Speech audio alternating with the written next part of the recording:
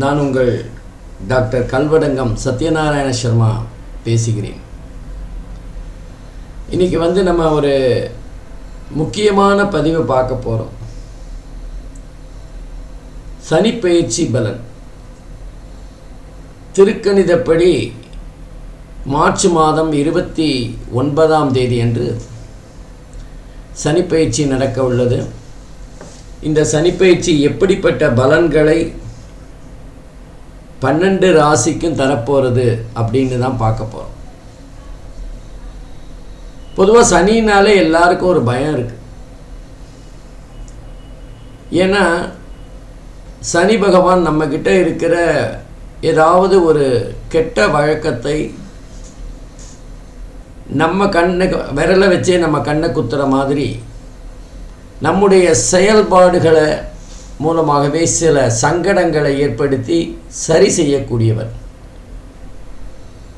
அப்போ நமக்கு சில சோதனைகள் இருக்கத்தான் செய்யும். சனி பகவான் பெயர்ச்சி ஆகின்ற அந்த காலகட்டத்தில்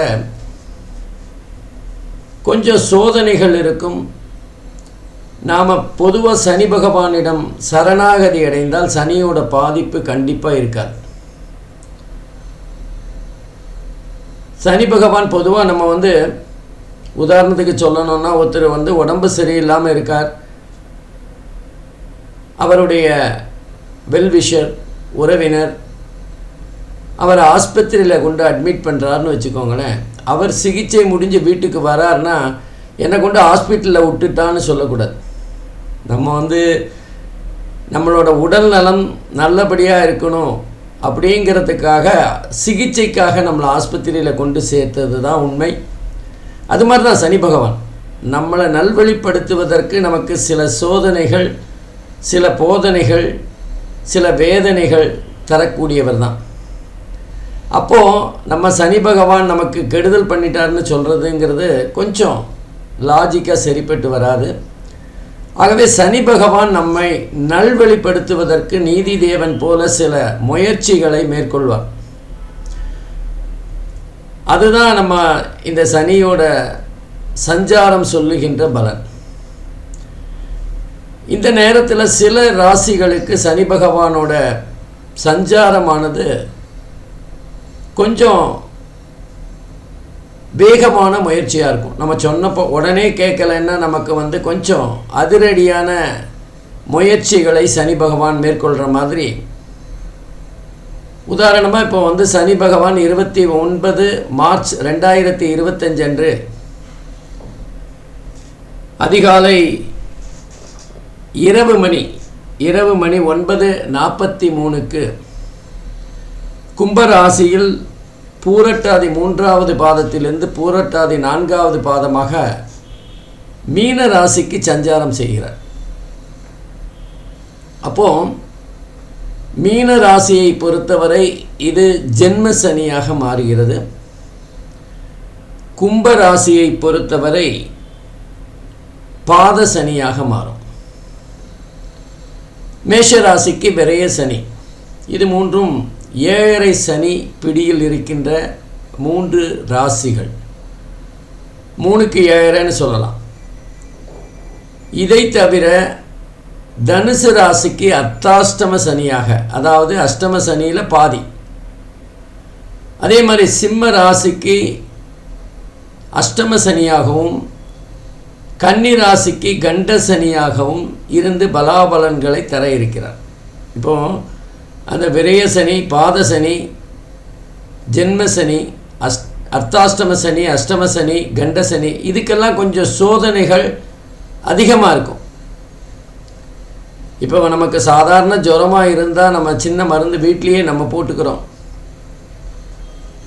ஆனால் அதுவே நமக்கு தொடர்ந்து ஜுரம் அதிகமாக இருக்குது அப்படின்னா நம்ம ஆஸ்பத்திரிக்கு போய் சிகிச்சை எடுத்துக்கிறோம், அங்கே இன்ஜெக்ஷன் போட்டுக்கிறோம். அங்கே வேறு மாதிரியான சிகிச்சை முறைகள், கொஞ்சம் கடுமையான சிகிச்சை முறைகள் இருக்கும். அது மாதிரி தான் இந்த மாதிரி அந்த கண்ட சனி, அர்த்தாஷ்டம சனி, அஷ்டம சனி இவர்களுக்கெல்லாம் கொஞ்சம் கடுமையான சிகிச்சை அப்படின்னு தான் சொல்லணும். பகவானை பொறுத்தவரை இந்த முக்கியமான ராசிகளில் கொஞ்சம் சோதனைகளை அதிகமாக செய்து நமக்கு நல்வழிப்படுத்துகின்ற ஒரு முயற்சியில் இருப்பார். அதே நேரம் நமக்கு இந்த மகர ராசியை பொறுத்தவரை 7 சனி முடிய போகிறது. அவங்களுக்கு கொஞ்சம் சந்தோஷமான காலகட்டம் அப்படின்னு சொல்லலாம். இதுவரைக்கும் 2வது வீட்டில் கடைசி 7 சனி 2.5 வருடங்கள் இருந்து வந்த மகர ராசி அன்பர்கள் இப்போ 3வது வீட்டுக்கு சனி பகவான் பயிற்சியாக போகிறார். கும்பராசியிலேருந்து மீன ராசிக்கு போகும்போது மகரத்திலேருந்து அது 3வது வீடாக அமையும். பொதுவாக அந்த 3வது வீடு, 6வது வீடு, 10வது வீடு, 11வது வீடு ஆகிய இடங்கள் சனி பகவானுக்கு மிக மிக சிறப்பான இடங்கள். அந்த இடத்துல நல்ல பலன்களை சனி பகவான் தரக்கூடியவராக இருப்பார். பொதுவாக நம்ம அஷ்டம சனின்னு பார்த்தோம், அர்த்தாஷ்டம சனி பார்த்தோம், ஜென்ம சனி, 7 சனி, கண்ட சனி. இந்த மாதிரியான சனி பகவானுடைய சோதனை காலகட்டத்தில் யாருக்கெல்லாம் சனி திசை சனி புக்தி நடக்கிறதோ அவங்க கொஞ்சம் கவனமாக இருக்கணும். ஏன்னா அவங்களுடைய பூர்வ புண்ணியஸ்தானம் வேலை பண்ணாது அப்படின்னு சொல்லுவாங்க. இப்போ நமக்கு ஒரு கஷ்டம் வருதுன்னா நமக்கு ஹெல்ப் பண்ணுறதுக்கு 4 பேர் இருக்காங்க. நமக்கு ஏதாவது உதவிகள் செய்கிறதுக்கு சில பேர் இருப்பாங்க. ஆனால் இப்போ நம்ம பஸ்ஸில் போகும்போதோ அல்ல வெளியில் எங்கேயாவது போகும்போது நமக்கு ஏதாவது உடல் சார்ந்த பிரச்சனைகள் வருதுன்னா நமக்கு உதவி செய்யறதுக்கு கூட ஆள் இல்லை. தெரியாதவங்க சில பேர் செய்யலாம். ஆனால் நமக்கு தெரிஞ்சவங்க செய்கிற மாதிரி நம்பி நம்ம போகக்கூடிய வாய்ப்புகள் இல்லை. அது மாதிரி தான் யாருக்கெல்லாம் இந்த சனி பகவானுடைய சோதனை கட்டத்தில் இருக்காங்களோ, அந்த ராசியில் இருக்கிறாங்களோ, அவங்களுக்கு சனி திசையோ சனி புக்தியோ வந்தால் அவங்களுடைய பூர்வ புண்ணியஸ்தானம் வேலை பண்ணாது. அவங்க போன ஜென்மத்தில் பண்ண நன்மைகள் கை கொடுக்காது. அவங்கள தூக்கி விடுறதுக்கான வாய்ப்புகள் குறைவு. அவங்க சோதனைகளை கொஞ்சம் கடுமையாக சந்திக்க வேண்டியிருக்கும். அவ்வளோதான். அதே நேரத்தில் சனி பகவானுடைய பார்வையானது 3, 7, 10 ஆகிய ராசிகளில் விழும். அப்போ மீன ராசியிலேருந்து சனி பகவானுடைய பார்வையானது ரிஷப ராசியிலும், கன்னி ராசியிலும், அதே மாதிரி தனுசு ராசியிலும் விழும். அப்போது இந்த 3 ராசிகளில் சனி பகவானுடைய பார்வை விழும்போது சனியோட பார்வை எந்த ராசியில் விழுதோ அந்த வீட்டுக்குரிய காரகத்துவம் பாழகும். அந்த வீட்டுக்குரிய காரகத்துவம் சற்று பாழடையக்கூடிய தன்மை இருக்கும். குரு பார்வை கோடி நன்மை தரும். ஆனால் சனி பார்வை அந்த அளவுக்கு நன்மைகளை தராது. அது சோதிக்கின்ற காலமாக இருக்கும். ஏற்கனவே தனுசு ராசிக்கு அர்த்தாஷ்டம சனி, கன்னி ராசிக்கு கண்டக சனி. அப்போது இந்த 2 ராசிகளும் மிகவும் கவனமாக இருக்க வேண்டிய காலகட்டமாக இருக்கும். இந்த 2 ராசிகளுக்குரிய ஜாதகர்கள் கொஞ்சம் கவனமாக இருக்கணும். சனி பகவானோட பரிகாரம் விநாயகரை வழிபடுறது, அதே மாதிரி ஆஞ்சநேயரை வழிபடுறது போன்ற விஷயங்கள் இருந்தாலும் நம்ம தப்பு செய்யாமல் இருந்தால் சனி பகவான் நம்மளை எதுவுமே பண்ணாது. நம்ம தவறு செய்யாமல் யாருக்கும் கெடுதி நினைக்காமல் இருந்தோம் என்றால் சனி பகவானுடைய சோதனை எந்த விதத்திலும் நம்மை பாதிக்காது. ஆகவே இந்த சனி பயிற்சி பலன்கள் 12 ராசிக்கும் எப்படி இருக்க போகிறது அப்படின்னு ஒவ்வொரு ராசியாக பார்க்கலாம். நம்ம தொடர்ந்து இந்த வருடம் சனி பயிற்சி பலன்களை பார்க்குறப்போ சனி பயிற்சி பலனானது பொதுவாக 2.5 வருஷங்கள் ஒரு ராசியில் சஞ்சாரம் செய்யும். மொத்தம் 30 வருஷம் சனி பகவான் 12 ராசியும் சஞ்சாரம் செய்வதற்கு ஆகும். இந்த 12 ராசிகளுக்கும் சனி பகவான் சஞ்சாரம் செய்ய 30 வருடம் ஆகும். அதனால்தான் 30 வருடம் வாழ்ந்தாரும் இல்லை, 30 வருடம் தாழ்ந்தாரும் இல்லைன்னு சொல்லுவாங்க. அப்போ இந்த சனி பகவான் 30 வருடங்கள் சஞ்சாரம் செய்வது தான் வாழ்க்கையின் சுழற்சி அப்படின்னு எடுத்துக்கலாம். அதே மாதிரி அந்த 2.5 வருடங்கள் சனி பகவான் ஒரு ராசியில் சஞ்சாரம் செய்கின்ற போது அது அந்தந்த ராசிக்குரிய பலன்களை தரும். இந்த வருடம் பொதுவாக 2 வருடம் 2 மாதம் மட்டுமே மீன ராசியில் சஞ்சாரம் செய்ய போகிறார். அதுலேயும் அதிசாரம் இருக்குது, வக்கரம் இருக்குது. இந்த சனி பயிற்சியானது ஜூன் மாதம் 2027 வரை நடைபெற இருக்கின்றது. இந்த காலகட்டத்தில் ஒவ்வொரு ராசிக்கும் எப்படிப்பட்ட பலன்கள் இருக்கும் அப்படின்னு பார்க்கலாம். அது மட்டும் இல்லாமல் நமக்கு தொடர்ந்து குரு பயிற்சி, ராகு கேது பயிற்சி எல்லாமே இந்த வருடம் மே மாதம் காலவாக்கில் வர்றதுனால பிரத்யேகமாக சனி பயிற்சியை மாத்திரம் இப்போ பார்ப்போம். ஒவ்வொரு ராசியாக பார்க்கலாம் வாங்க. அன்பிற்கினிய சிம்ம ராசி அன்பர்களே, மார்ச் மாதம் 2025 29ஆம் தேதி அன்று நடைபெற இருக்கின்ற சனி பயிற்சி எப்படிப்பட்ட பலன்களை சிம்ம ராசி அன்பர்களுக்கு தரப்போகிறது அப்படின்னு தான் பார்க்க போகிறோம். பொதுவாக சிம்ம ராசியை பொறுத்தவரை சனியானது அஷ்டமஸ்தானம் என்று சொல்லப்படுகின்ற 8வது இடத்தில் சஞ்சாரம் செய்கிறார். பொதுவாக 8வது இடம் என்பது சனி பகவானுக்கு அவ்வளவு நன்மைகளை தரக்கூடிய இடம் அல்ல. கொஞ்சம் கவனமாக இருக்கணும். உடல் சார்ந்த பிரச்சனைகள் வரக்கூடிய வாய்ப்புகள் இருக்குது. பொதுவாகவே சிம்ம ராசியோட குணம்னு பார்த்தீங்கன்னா, யாரையும் நம்பி இருக்க மாட்டாங்க, யாருக்கிட்டையும் ஆலோசனை கேட்க மாட்டாங்க, யாரோட சொன்னபடியும் கேட்க மாட்டாங்க. அதுவே கூட பிரச்சனை ஆகிடும். இந்த நேரத்தில் அவங்க பேசாமல் இருக்கிறது நல்லது. பேச்சினால் அவங்களுக்கு பிரச்சனைகள் வரக்கூடிய வாய்ப்புகள் இருக்குது. அஷ்டமஸ்தானம் என்றாலே கஷ்டமஸ்தானம் தான். உடல் உபாதைகள் அதிகப்படியான இருக்கின்ற ஒரு காலகட்டமாக இருக்கும். சிம்ம ராசியை பொறுத்தவரை இந்த சனி பகவானுடைய பயிற்சியானது சாதக பாதகம் அப்படிங்கிறத விட அவங்க ஜாதகத்தில் கிரகங்கள் இருக்கிற அடிப்படையில் அல்லது அவங்களுக்கு நடைபெறுகின்ற தசாபுக்திகள் அடிப்படையில் மாறுதல் பட்டது. நன்மைகளும் இருக்கலாம், தீமைகளும் இருக்கலாம். ஆனால் அஷ்டமஸ்தானத்தோட குணங்களை நிச்சயமாக அவங்க சந்திக்க வேண்டியிருக்கும். உதாரணமாக அவங்க நன்மையை நினச்சி ஏதாவது சொல்லுவாங்க, அது அவங்களுக்கே எதிராக திரும்பக்கூடிய வாய்ப்புகள் இருக்குது. அவங்க சொல்கிறத கேட்டு பாதிப்படைகின்றவர்களாகத்தான் மற்றவங்க இருப்பாங்க. பொதுவாக கம்பீரமான சிம்ம ராசி அன்பர்களுக்கு அவங்களோட கம்பீரம் சற்று குறையக்கூடிய தன்மை இருக்கும்.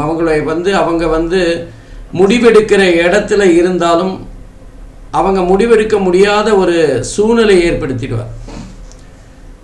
அவங்க குணாதிசயங்களுக்கு ஏற்ற பாதிப்பை பெறுகின்ற காலகட்டமாக இருக்கும்.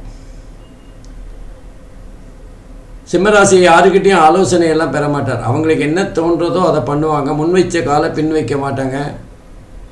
வெற்றியோ தோல்வியோ அதை பற்றி கவலைப்படாதவங்களாக இருப்பாங்க. இது எல்லாமே அவங்களுக்கு பாதிப்பாக இருக்கும். அவங்களோட குணாதிசயங்களே அவங்களுக்கு எதிராக திசை திருப்புகின்ற ஒரு சூழ்நிலை ஏற்படும். அப்போது இந்த சனி சஞ்சாரமானது அவங்களுடைய குணங்கள் அடிப்படையில் அவங்களிடம் ஒரு மாற்றத்தை ஏற்படுத்துகின்ற ஒரு காலகட்டமாக இருக்கும். நீ யாருக்கிட்டையும் ஆலோசனை பண்ணாமல் தான் பண்ணுறல்ல, ஆலோசனை பண்ண வைக்கக்கூடிய ஒரு சூழ்நிலை ஏற்படும். இதுதான் அந்த அஷ்டம சனி. இப்போ நம்ம இரும்பு வளையாதுங்கிறதுனால தான் அது வளைக்கிறதுக்காக ஏகப்பட்ட அடியை வாங்கிறது. அதே ஒரு கம்பி கையிலேயே வளைச்சிடுறோம், அதனால அதுக்கு பாதிப்பு இல்லை. அந்த இரும்பு எவ்வளவு கனமாக வளையாமல் இருக்கோ அதுக்கு ஏற்றவாறு அது அடி வாங்கும். அது மாதிரி தான் சிம்ம ராசிக்காரர்களும் அவங்க இரும்பு மாதிரி வளையாதவர்கள். ஆகவே அவர்களை வளைப்பதற்காக ஏராளமான அடிகளை வாங்குகின்ற ஒரு காலகட்டமாக இந்த அஷ்டம சனி இருக்கும். அப்போ இந்த அஷ்டம சனியானது சனி பகவான் 8வது இடத்துல சஞ்சாரம் செய்கின்ற காரணத்தினாலும், சனி பகவான் ஜென்ம பகையாக சூரியனுக்கு இருக்கின்ற காரணத்தினாலும் சனியினால் ஏற்படுகின்ற பாதிப்பானது சிம்மராசி அன்பர்களுக்கு சற்று கூடுதலாகத்தான் இருக்கும். நம்ம இந்த நேரத்தில் பொறுமை காத்து நம்மளுடைய குணாதிசயங்களில் இருக்கிற பிடிவாதம், கோபம் போன்ற விஷயங்களை தவிர்த்தோம்னா நிச்சயமாக அதுலேருந்து நம்ம விடுபடலாம். ஒன்று பெரிய அஷ்டமஸ்தானம்னா எல்லாரும் இப்போ கடகராசிக்கு கடந்த 2.5 வருடமாக அஷ்டமஸ்தானத்தில் சனி சஞ்சாரம் செஞ்சு, அப்போ கடகராசி அன்பர்கள்லாம் என்ன நாட்டை விட்டு ஓடிட்டாங்களா அல்லது வீட்டை விட்டு ஓடிட்டாங்களா? ஆகவே பிரச்சனைகள் கண்டிப்பாக எல்லாருக்கும் வரும். இதுவும் கடந்து போகுங்கிற மாதிரி நம்ம அதை பிரச்சனையை எப்படி எதிர்கொள்கிறோம் அப்படிங்கிறது தான் முக்கியம். நாம் வளைய மாட்டோம், நான் யாருக்கும் அடி பண்ணிய மாட்டேன் அப்படின்னு பிடிவாதமாக இருந்தால் அடி மேலே அடி விழத்தான் செய்யும். சூழ்நிலைகளை கேட்டு நம்மளை கொஞ்சம் பக்குவப்படுத்திக்கணும்னா நம்ம அடி வாங்கிறது குறைவாக இருக்கும். ஆகவே அஷ்டமஸ்தானத்தை சிம்மராசி என்பர்கள் எப்படி எதிர்கொள்கிறார்கள் அப்படிங்கிறது தான் மிக மிக முக்கியமான ஒரு விஷயம். கண்டிப்பாக அவங்க அதை ஜெயிச்சிருவாங்க. அடி வாங்கி ஜெயிக்கிறாங்களா இல்லை சாதாரணமாக அதை எதிர்கொள்கிறார்களா அப்படின்னு தான் பார்க்கணும். அதே நேரத்தில் சனி பகவான் சிம்மராசியை பொறுத்தவரை 6-7க்கு அதிபதி, ஆதிபத்தியம் பெற்றவர். 6 அப்படிங்கிறது ருணருத்ர ரோகஸ்தானம். தீரக்கூடிய நோயை பற்றி, தீரக்கூடிய பகையை பற்றி, தீரக்கூடிய கடனை பற்றி சொல்லுகின்ற இடம். பொதுவாக சிம்மராசி என்பர்கள் கடன் வாங்குறதுலலாம் அவ்வளோ விருப்பம் இருக்காது. அப்போ கடன் தொல்லை அதிகமாகின்ற ஒரு காலகட்டமாக இருக்கும். 7ங்கிறது கணவன் மனைவி நண்பர்கள் கூட்டாளிகள் பற்றி சொல்லுகின்ற இடம். ஆகவே வியாபாரம் விஷயமாக குடும்பத்தில் சில கருத்து வேறுபாடுகள் ஏற்படலாம்.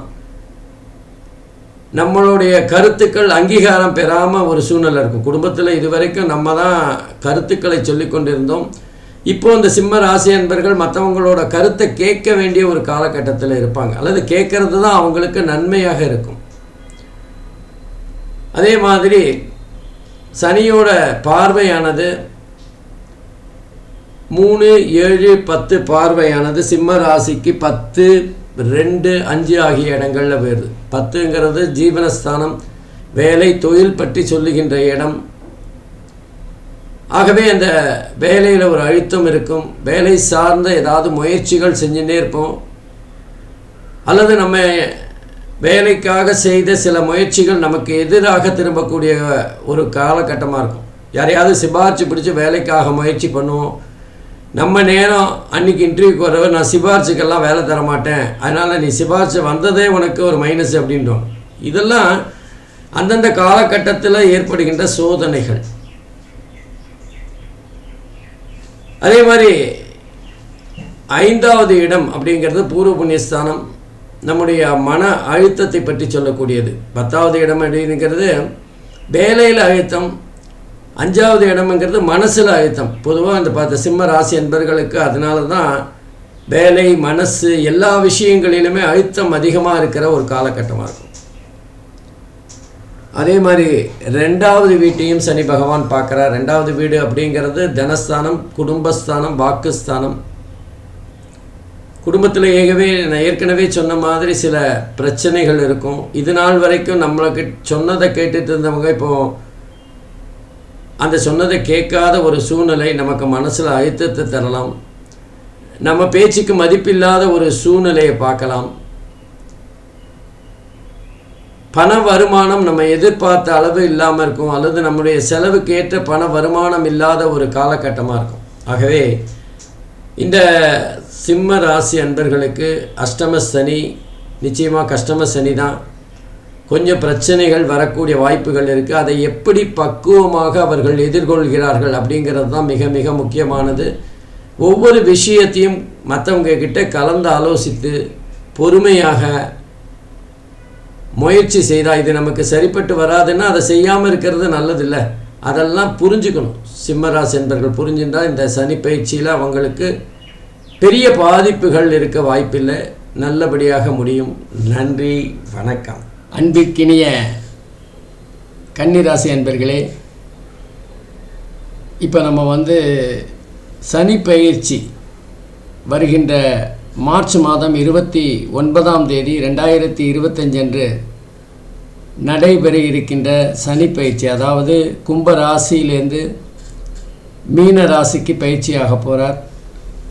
அந்த சனி பயிற்சி எந்த மாதிரியான தாக்கத்தை கன்னி ராசி அன்பர்களுக்கு ஏற்படுத்தும், அவர்களோட பலாபலன்கள் என்ன, இந்த 2.5 வருடங்கள் அவர்கள் எந்த மாதிரியான சூழ்நிலையை சந்திக்கப் போகிறார்கள், அதை எப்படி எதிர்கொள்கிறது அப்படின்னு தான் பார்க்க போகிறோம். கன்னிராசிக்கு சனி பகவான் 7வது வீட்டில் சஞ்சாரம் செய்கிறார். இதை கண்ட சனி அப்படின்னு சொல்லுவாங்க. அதாவது 7வது வீடு அப்படின்னா கணவன் மனைவி நண்பர்கள் கூட்டாளி காமம் போன்ற விஷயங்களை சொல்லக்கூடிய இடம். அந்த இடத்துல சனி பகவான் சஞ்சாரம் செய்கிறது அவ்வளவு பெரிய நல்ல பலன்களை தரும் அப்படின்னு சொல்ல முடியாது. கொஞ்சம் கவனமாக இருக்க வேண்டிய ஒரு விஷயந்தான். குறிப்பாக சொல்லணுன்னா, வாழ்க்கை துணை மூலமாக கொஞ்சம் மன அழுத்தத்தை தருகின்ற ஒரு காலகட்டம் அப்படின்னு வேணால் சொல்லலாம். அது மாத்திரம் இல்லாமல் சனியோட ஆதிபத்தியம் அப்படின்னு பார்த்திங்கன்னா 5வது வீடு 6வது வீடு சம்பந்தப்பட்ட இடங்களாக இருக்கிறதுனால, 5வது வீடு அப்படிங்கிறது காதலை சொல்லக்கூடியது, மனசு சம்பந்தப்பட்டது, பூர்வ புண்ணியம், பூர்வீகம், பாரம்பரியம் போன்ற விஷயங்களை சொல்லக்கூடிய இடம். 6வது வீடு அப்படிங்கிறது நோயை சொல்லக்கூடியது, தீரக்கூடிய கடனை சொல்லக்கூடியது, பகை, வம்பு, வழக்குகளை பற்றி சொல்லுகின்ற இடம். அப்போ கண்ட சனியான இந்த நேரத்தில் கன்னிராசி அன்பர்களுக்கு உடல் ரீதியாக மன ரீதியாக சில பிரச்சனைகள் வந்து போகக்கூடிய வாய்ப்புகள் இருக்குது. இந்த கண்ட சனின்னான அஷ்டம சனி இந்த மாதிரியெல்லாம் பயப்பட வேண்டிய அவசியம் இல்லை. 2 காரணம். இது சனி பகவானை வைத்து மற்றும் பார்க்கப்படுகின்ற பலாபலன்கள். அதே நேரத்தில் குரு இருக்குது, ராகு கேது இருக்குது, தசாபுக்தி இருக்குது, மற்ற கிரகங்களின் சஞ்சாரம் இருக்குது. இதெல்லாமே நம்ம பார்க்கணும். அப்போது இந்த சனி பயிற்சியுடைய பலனை மட்டும் பார்க்குறப்போ ஓரளவு அந்த தாக்கம் இருக்கத்தான் செய்யும். கண்ட சனி, கண்டக சனி அப்படிங்கிறப்போ தேவையில்லாத கணவன் மனைவி உரசல்கள், 2 பேருக்குமான மாறுபட்ட கருத்துக்கள், இதெல்லாம் குடும்பத்தில் சின்ன சின்ன குழப்பங்களை ஏற்படுத்தும். இன்னும் சொல்லப்போனால், இது நாள் வரைக்கும் நம்ம சொன்னதை கேட்ட நம்முடைய வாழ்க்கை துணை இப்போ மாறுபட்ட கருத்துக்களை, அதுவும் குறிப்பாக நம்ம கருத்துக்கு எதிரான கருத்துக்களை சொல்லுகின்ற ஒரு காலகட்டத்தை பார்க்கலாம். அது மாத்திரம் இல்லாமல் உடம்பு ரீதியாக ஆரோக்கிய குறைபாடுகள், ஏதாவது மனக்குறை இருக்கக்கூடிய காலகட்டமாக இருக்கும். குறிப்பாக சொல்லணுன்னா, காதல் போன்ற பிரச்சனைகளில் ரொம்ப கவனமாக இருக்கணும். கண்டிப்பாக இந்த காலகட்டத்தில் திருமண வயதில் இருக்கிறவங்களுக்கு திருமணம் ஆகக்கூடிய காலகட்டம்தான். ஆனால் என்ன, நம்ம தேர்ந்தெடுக்கின்ற வாழ்க்கை துணை கொஞ்சம் கவனமாக இருக்கணும். அவசரப்படாமல் மெதுவாக நிதானமாக சிந்தித்து 4 பேரை கலந்து ஆலோசித்து முடிவு எடுக்கணும். அவசரமாக முடிவு எடுத்தோம்னா அது சிக்கலாகத்தான் போகும். நமக்கு நேரம் நல்ல நேரமாக இருக்கிறப்போ நம்ம அவசரமாக முடிவெடுத்தாலும் அது சாதகமாக இருக்கும். நேரம் சரியில்லாத போது நம்ம கவனமாக எடுத்த முடிவு கூட பாதகமாக மாறக்கூடிய வாய்ப்புகள் இருக்குது. அதனால் நம்ம கொஞ்சம் கவனமாக இருக்க வேண்டிய காலகட்டம். அடுத்து பார்த்திங்கன்னா, சமூக பிரச்சனை. குறிப்பாக சொல்லணுன்னா, அரசியலில் இருக்கிறவங்க கொஞ்சம் அடக்கி வாசிக்க வேண்டிய காலகட்டம் அப்படின்னு சொல்லலாம். நமக்கு பின்னாடி இருந்த பல பேர் இப்போ நமக்கு எதிராக திரும்புகின்ற ஒரு சூழ்நிலை இருக்கும். கொஞ்சம் கவனமாக நம்முடைய வார்த்தைகளை கவனமாக பிரயோகிக்கணும். நம்ம பேசுகிற பேச்சு நமக்கு எதிராக திரும்பக்கூடிய சந்தர்ப்பம் இருக்குது. கவனமாக செய்ய வேண்டிய காலகட்டம் அப்படின்னு தான் சொல்லணும். அடுத்தது, நம்ம இந்த காலகட்டத்தில் ஷேர் மார்க்கெட் போன்ற விஷயங்களில் ஈடுபடுறது கொஞ்சம் சரியாக இருக்காது. நமக்கு பெருமை நஷ்டத்தை தருகின்ற காலகட்டமாக இருக்கும். குறிப்பாக பார்த்திங்கன்னா, இந்த நேரத்தில் நம்ம குடும்ப சூழ்நிலையும் நமக்கு சாதகமாக இருக்காது. வீட்டில் கணவன் மனைவி 2 பேருக்குமான அந்யோன்யம் சற்று பாதிக்கப்படும். இந்த நேரத்தில் நம்ம ஷேர் மார்க்கெட் போன்ற விஷயங்களில் கேம்பிளிங் பண்ணுறதுங்கிறது நம்ம பண நஷ்டத்தையும் மன கஷ்டத்தையும் தருகின்ற ஒரு காலமாக இருக்கும். அதே நேரத்தில் தொழிலில் நம்ம புதுசாக எடுக்கிற முயற்சிகள்லாம் கொஞ்சம் கவனமாக இருக்கணும். அதே நேரத்தில் நம்முடைய பார்ட்னர்ஷிப் தொழிலாக இருக்கும் பட்சத்தில் கூட்டாளிகளுடைய செயல்பாடுகளை கண்காணிக்கணும். ரொம்ப அதீதமான நம்பிக்கை வச்சிடக்கூடாது. நம்ம பார்க்குறோமோ இல்லை, நம்ம பார்க்குறோம் அப்படிங்கிற ஒரு உணர்ச்சி அவங்களுக்கு இருக்கணும். அது மட்டும் இல்லாமல் சனியோட பார்வையானது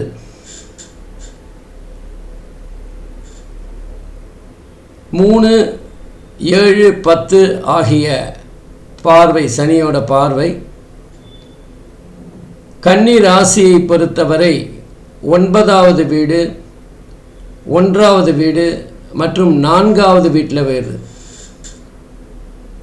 பொதுவாக 9வது வீடு அப்படிங்கிறது மாணவர்கள் மேல் படிப்பு படிக்கின்ற காலகட்டமாக இருக்கும். மேல் படிப்பு சம்பந்தமான முயற்சிகளில் கொஞ்சம் கவனமாக 4 பேரை கன்சல்ட் பண்ணி நல்ல பாடப்பிரிவாக நல்ல கல்லூரியாக இந்த அளவுக்கு நம்ம செலவு செய்ய வேண்டியது சரியா போன்ற விஷயங்களை கேட்டு முயற்சிகளை மேற்கொள்ள வேண்டும்.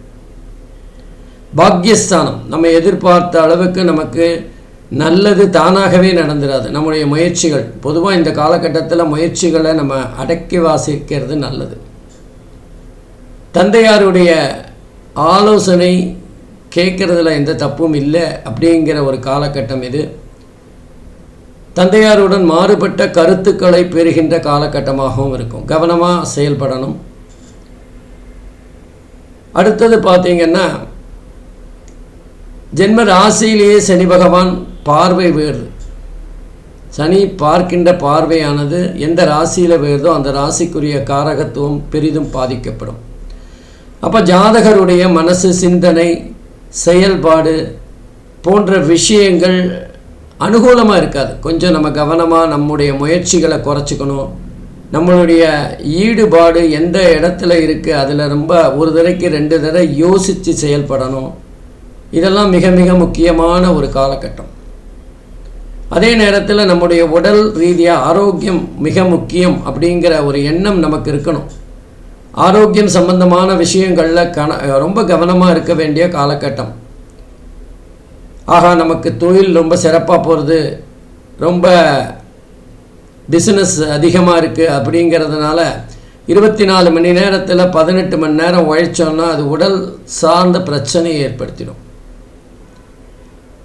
அதனால் நம்ம தேவையான தூக்கம், தேவையான சாப்பாடு, சரியான நேரத்தில் சாப்பிட்றது, இதெல்லாம் மிக மிக முக்கியமானது. அடுத்தது பார்த்திங்கன்னா 4வது வீடு சுகஸ்தானம். எல்லாமே மிக முக்கியமான இடங்களைத்தான் சனி பகவான் பார்க்குறார். அதனால தான் கண்டக சனி அப்படின்னா அது கொஞ்சம் பிரச்சனையை தரும் அப்படின்னு பார்க்கப்படுகிறது.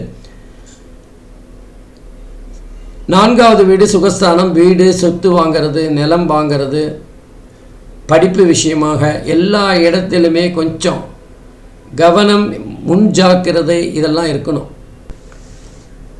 வீடு, நிலம் வாங்கிறதுல பத்திரங்களை சரியாக பார்க்கணும். நம்ம பார்க்குறத விட அதுக்குன்னு இருக்கிற லீகல் ஒப்பீனியன் கொடுக்கக்கூடியவர்கள்ட்ட போய் பணம் செலவானாலும் பரவாயில்ல அப்படின்னு பல விஷயங்களை கவனமாக பார்க்கணும்.